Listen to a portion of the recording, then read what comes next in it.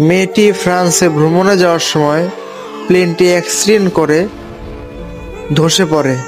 মেয়েটির কাছে একটি বিড়াল ছিল, বিড়ালটি সে পানিতে ফেলে দেয় যাতে বিড়ালটির জীবনটাই বেঁচে যায়। বিড়ালটি ডুবেই যাচ্ছিল, এর মধ্যে একটি জলপ্রাণী এসে তার জীবনটি বাঁচিয়ে দেয়। তারপরে জলপ্রাণীটি তাকে আস্তে আস্তে বড় করে।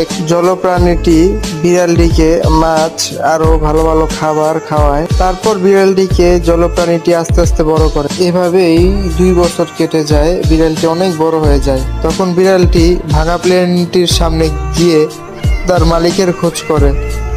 তারপর তার মালিককে গিয়ে পায়, তার মালিক কঙ্কাল হয়ে পড়ে আছে একটি চেয়ারের উপর। বিড়ালটি তার মালিকের দেহের হাড় নিয়ে একটি জায়গায় গর্ত করে সেখানে কবর দিয়ে দেয়। এভাবে বিড়ালটি অনেকভাবে দুঃখ প্রকাশ